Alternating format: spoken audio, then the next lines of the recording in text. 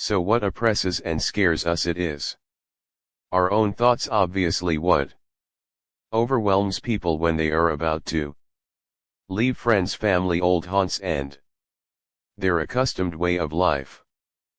Thoughts. Music. Remember, from now on, whenever something tends to make you unhappy, draw on this principle.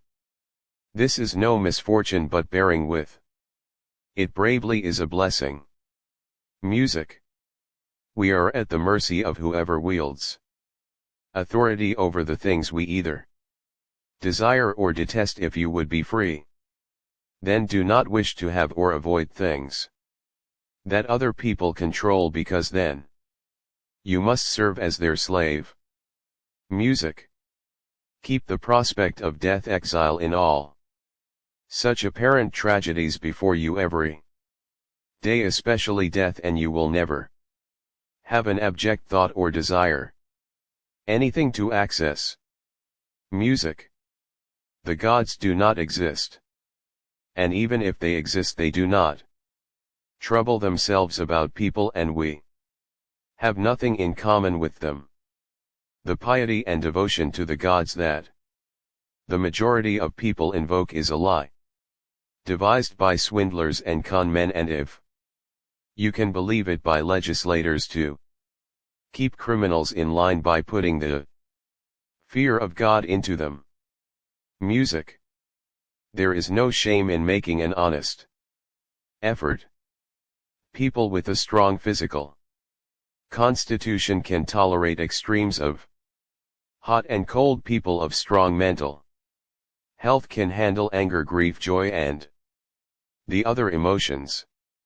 Don't hope that events will turn out the way you want. Welcome events in whichever way they happen. This is the path to peace. Music. Whenever anyone criticizes or wrongs you, remember that they are only doing or saying what they think is right. They cannot be guided by your views only, their own. So if their views are wrong, they are the ones who suffer insofar as they are misguided. So if you like doing something, do it regularly. If you don't like doing something, make a habit of doing something different. Music. In literature too, it is not great achievement to memorize what you have read while not formulating an opinion of your own. Music. Adopt new habits yourself. Consolidate your principles by putting them into practice. Music. For where you find unrest, grief, fear, frustrated desire, failed aversion, jealousy and envy, happiness has no room for admittance, and where values are false, these passions inevitably follow.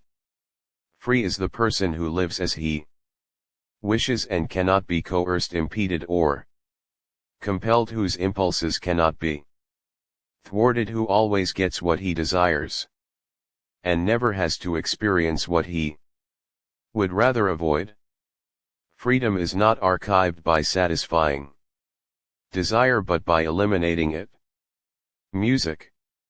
You should be especially careful when associating with one of your former friends or acquaintances not to sink to their level, otherwise you will lose yourself. If you are troubled by the idea that he'll think I'm boring and won't treat me the way he used to, remember that everything comes at a price. It isn't possible to change your behavior and still be the same person you were before. The more we value things outside our control, the less control we have. Music. Never praise or blame people on common grounds. Look to their judgments exclusively, because that is the determining factor which makes everyone's actions either good or bad. Restrict yourself to choice and refusal, and exercise them carefully with discipline and detachment.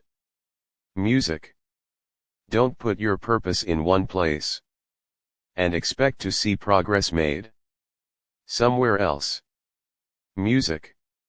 You want to realize you take up very little space in the world as a whole. Your body that is in reason, however, you yield to no one, not even to the gods. Because reason is not measured in size. But since so, why not care for that side of you where you and the gods are equals?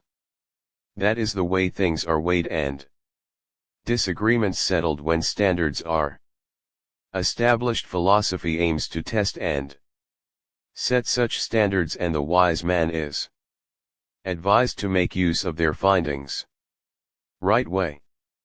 Most people are impulsive, however, and having committed to the thing, they persist, just making more confusion for themselves and others until it all end in mutual recrimination.